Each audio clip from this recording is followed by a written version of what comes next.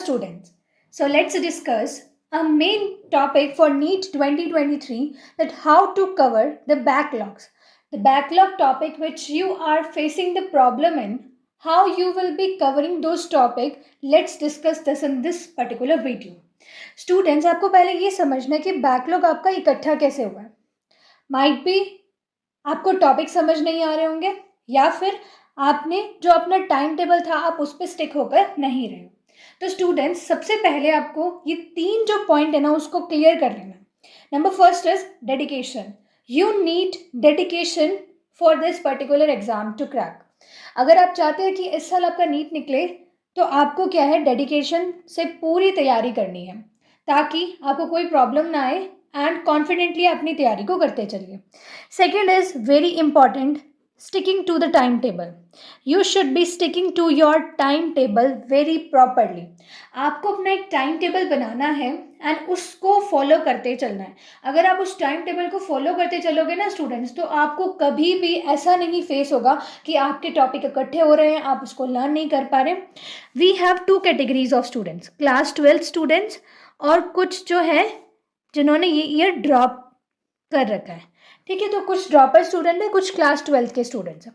तो आप कैसे करेंगे स्टूडेंट्स अपनी तैयारी, अपना टाइम टेबल कैसे बनाएंगे ताकि आपके जो क्लास चल रही है करंट वाली क्लासेस भी, और जो आपके पिछले जो क्लास 11th की अगर टॉपिक है वो भी होते चलिए.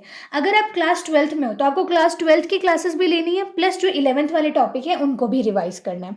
And if you are in the drop year, so आपके दोनों ही टॉपिक है, क्लास 12th के भी प्लस 11th के भी. तो अब आप क्या स्ट्रैटेजी फॉलो करेंगे टाइम टेबल के लिए ताकि आपके दोनों ही काम आसानी से हो जाए.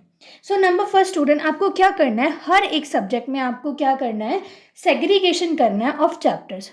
Like I am starting with chemistry.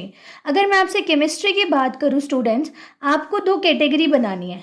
Number first category is for class 11 and second is for class 12.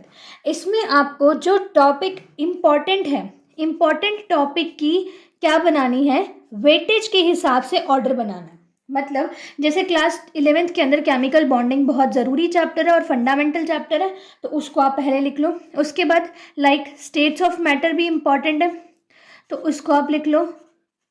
Thermo, क्योंकि इनके बहुत सारे क्वेश्चन आते हैं पेपर के अंदर और इनका वेटेज ज़्यादा है, तो इसको इस अकॉर्डिंग से सीरीज में बनाते जाओ. क्लास 12th में सोल्यूशन वाला चैप्टर है. ठीक है, I am giving you for example only, ये अब काम आपको खुद से करना पड़ेगा. सोल्यूशन वाला चैप्टर है, DNF ब्लॉक इंपॉर्टेंट है. ठीक है, और कोऑर्डिनेशन कंपाउंड इंपॉर्टेंट है. तो आपको क्या करना है स्टूडेंट्स, इन सभी का सेग्रीगेशन कर लेना है हर एक सब्जेक्ट के अंदर. दैट इज PCB, तीनों के अंदर आपको क्या करना है, ऐसे सेग्रीगेशन करते जाना है चैप्टर का. क्योंकि इससे क्या होगा कि आपके सारे वेटेज के अकॉर्डिंग चैप्टर इंपॉर्टेंट वाले ऊपर आते जाएंगे. जैसे ये ज़्यादा इंपॉर्टेंट है, फिर ये. कैसे आप चेक करोगे, ये प्रीवियस ईयर में कितने क्वेश्चन आ रखे हैं उस अकॉर्डिंग आपको मिल जाएगा ये weightage.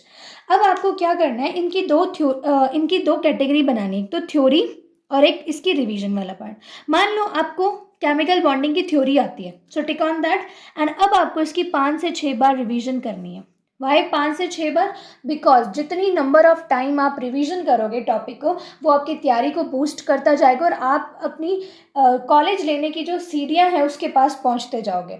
So you have to move step by step and achieve your goal. तो उसके लिए आपको थ्योरी पे टिक कर देना और 5 से 6 बार रिवीजन करनी है. ऐसे ही हर चैप्टर्स के अंदर आपको करते जाना है कि एक बार थ्योरी कर ली, tick, and then 5 to 6 time revision. अब स्टूडेंट्स आपको क्या करना है, मान लीजिए आपने जैसे थर्मोडाइनमिक्स वाला चैप्टर नहीं कर रखा, तो आप क्या करोगे, पहले इसकी थ्योरी करोगे. थ्योरी करने के बाद नोट्स बनाते जाओगे. थ्योरी हो गई, अब उसकी रिवीजन 5 से 6 बार रिवीजन करनी है. ठीक है, कब तक, जब तक आपका एग्जाम हो जाए तब तक. ठीक है, रिवीजन आपकी चलती रहेगी. अब मान लो स्टूडेंट, जब आप थ्योरी कर रहे हो तो इसको आपको थ्योरी कैसे करनी है, आप इसकी एनसीईआरटी पढ़ोगे. मान लो आपको एनसीईआरटी में से समझ नहीं आ रहा, तो आप क्या कर सकते हो, इसके वीडियो लेक्चर्स देख सकते हो. You can see video lectures.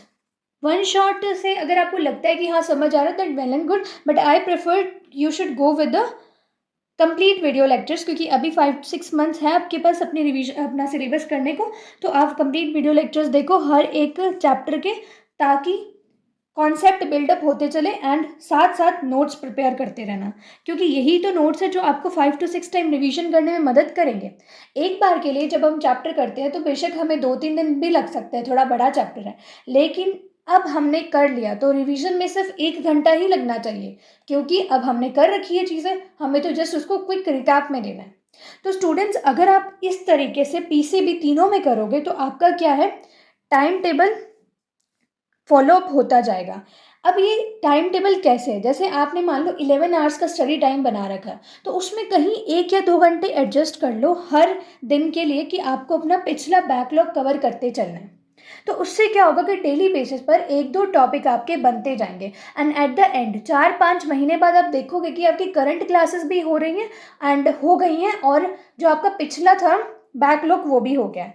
तो time table is very must, और इस पर स्टिक होना बहुत ज़रूरी है। अगर स्टूडेंट्स आप फॉलो नहीं करोगे टाइम टेबल, तो फिर मान लो आपने टाइम टेबल बनाया, स्टूडेंट्स तो टाइम टेबल बनाते हुए ही डरते हैं, मान लो उन्होंने बनाया और उन्होंने उसको 80% तक फॉलो किया, तो appreciate yourself. Why you are not appreciating, appreciate करना चाहिए, क्योंकि अगर आपने 80% भी किया है तो आपने बहुत सारे टॉपिक कर लिए उस दिन। ठीक है, तो आपको डेली बेसिस का time table, to do list daily basis पर और अपना एक टाइम टेबल करना है। उसके बाद अपने आप को एनालाइज ज़रूर करो, एनालाइज योर सेल्फ, कहाँ मिस्टेक कर रहे हो। मतलब जैसे वीकेंड्स होंगे, सैटरडे संडे पर आपको क्या करना है, जो आपने बैकलॉग के टॉपिक और जो आपने करंट अपनी क्लासेस ली हैं उनके जितने भी टॉपिक आपने किए हैं उनका एक टेस्ट दो। टेस्ट देकर चेक करो कितने क्वेश्चन बने हैं। 100 आउट ऑफ मान लो 70 क्वेश्चन बने कोई भी पर्टिकुलर सब्जेक्ट के अंदर, तो पहले तो ठीक है यार, अप्रिशिएट करो कि हाँ 70 क्वेश्चन तो बने आपके। उसके बाद जो 30 गलत हुए हैं या नहीं हुए आपसे, उनको चेक करो। इससे क्या होगा स्टूडेंट्स, आपके एवरी मंथ आप कितने 2 दिन क्वेश्चंस मतलब अपना एनालाइज करो, तो बहुत सारे क्वेश्चन लग जाएंगे और आपकी जो गलतियां हैं वो भी आपको पता हो जाएगी। सेम डे अपनी गलतियों को भी चेक कर लो, जो 30 क्वेश्चंस गलत हुए उनको भी करके देख लो। तो स्टूडेंट्स, यही तो चीज़ें हैं जो हमें करनी है for our preparation.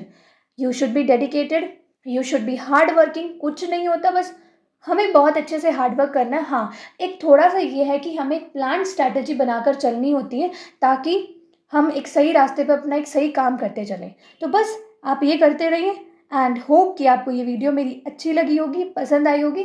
Thank you for watching the video. If you think that these videos are helping you, so please subscribe to my channel and share with your friends also. Thank you.